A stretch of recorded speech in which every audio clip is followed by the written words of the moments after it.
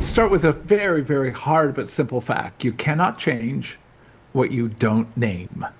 And Mm. so the question is, how does your spouse engage conflict? Conflict, let's just say, is tension.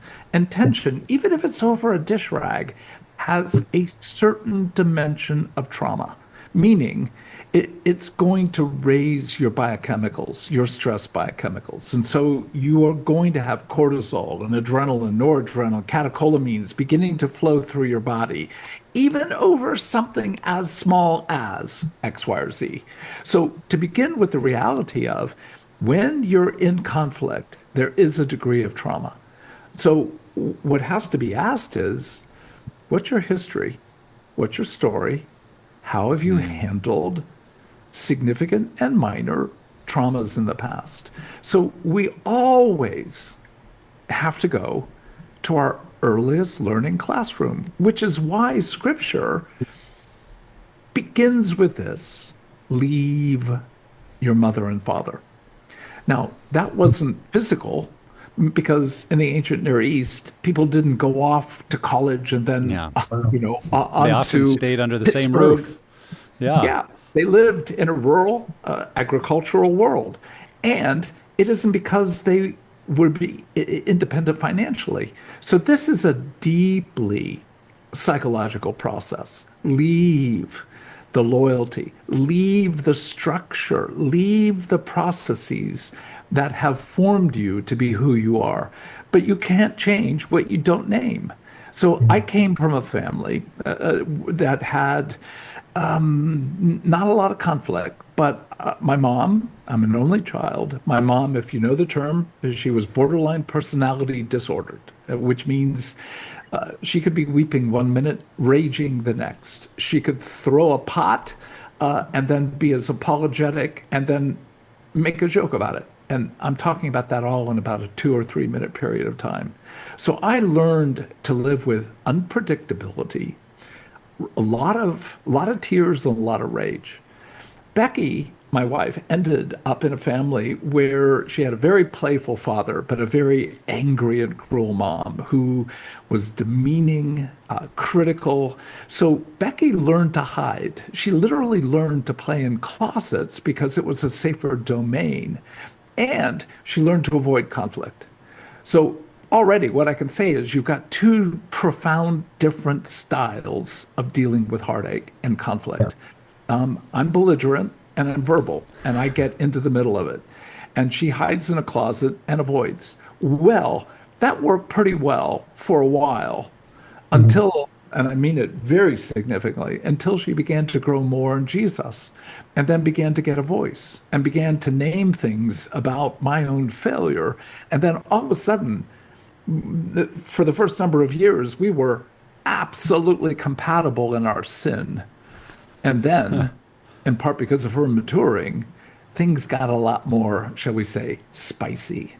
And and it wasn't pleasant. But we've been married now 48 years, a long, sweet, horrible, glorious disruption of the structures of how each of us came to manage something of the heartache of life. And that's what I mean by a marriage is meant to be revelatory. Yeah. It's meant to expose you, but not in a way that leads to judgment and shame.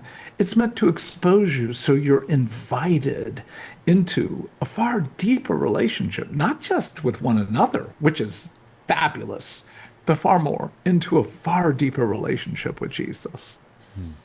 Beautiful. Yeah, I love what you're saying, Dan, that we want to connect what's happening in the moment to our story and to our past. And I think that's been a huge growth area in our marriage. And for me, when there's conflict, it's to ask the question, like, what's the conflict behind the conflict? Or to ask, like, what's really at stake here? Because when my wife and I are having an issue, often around money or in-laws or kids and our different styles, when I begin to notice in me that my level of reaction is getting really, really strong, there is always, I have found, and I don't recognize it in the moment. It's often in the retrospect, it's in the looking back, it's in analyzing, like, man, what was going on there?